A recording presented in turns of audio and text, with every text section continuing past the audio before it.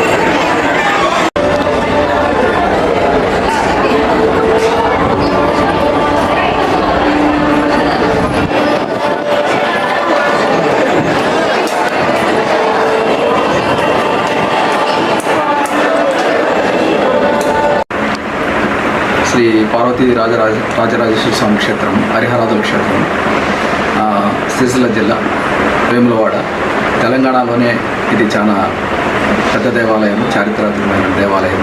ఈ దేవాలయంలో ఇటు రాజరాజేశ్వరుడికి, అటు ఉన్నటువంటి సీతారామచంద్రుల స్వామివారు, అదేవిధంగా క్షేత్రపాలకుడైనటువంటి అనంత పద్మనాభ స్వామి, వీరందరూ కూడా కొలువై ఉన్నారు.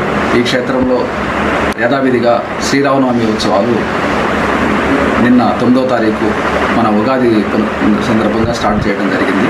రోజు శ్రీరాముల వారికి ప్రత్యేక అభిషేకాలు, అదేవిధంగా రోజు సేవ ఇవన్నీ కూడా నిర్వహించడం జరుగుతుంది.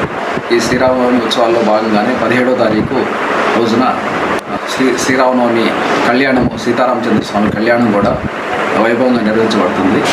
ఈ నిర్వహించేటువంటి కళ్యాణానికి వచ్చేటువంటి భక్తులు దాదాపుగా సుమారుగా 30 నుంచి 40 వేల మంది వచ్చే అవకాశం ఉంది. కాబట్టి వచ్చేటువంటి భక్తులకి ఏర్పాట్లలో భాగంగా అన్నీ కూడా మేము త్రాగునీరు కావచ్చు, అదేవిధంగా చలువ పందిళ్ళు కావచ్చు, అదేవిధంగా ఇతరత్ర వారికి నీడ, ఇవన్నీ కూడా మేము ఇంజనీరింగ్ డిపార్ట్మెంట్ వారి ద్వారా ఇవన్నీ కూడా చేస్తున్నాము. కాబట్టి ఎటు వచ్చేటువంటి భక్తులకు ఎటువంటి ఇబ్బందులు కలగకోకుండా మేము మెయిన్ ఈసారి ఏసీలు కూడా పెట్టడం జరుగుతుంది. అదేవిధంగా యథావిధిగా 17వ తారీఖు 12:30కు ఈ యొక్క కళ్యాణం, సీతారామ కళ్యాణం జరుగుతుంది. అదేవిధంగా కళ్యాణం అనంతరము వచ్చేటువంటి భక్తులకు అన్నదానం కూడా దేవస్థానం తరఫు నుండి చేయబడుతుంది.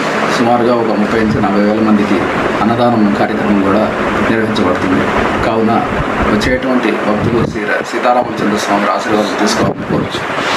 కళ్యాణం అయిన తర్వాత అదే రోజు సాయంత్రము 5 గంటలకి రథోత్సవము వైభవంగా నిర్వహించబడుతుంది. కాబట్టి ఈ యొక్క సీతారామ కళ్యాణము, రథోత్సవం ఇవన్నీ కూడా భక్తులు తిలకించి స్వామివారి ఆశీర్వాదాలు తీసుకోవాలని చెప్తూ కోరుకుంటూ మనం చేస్తాం.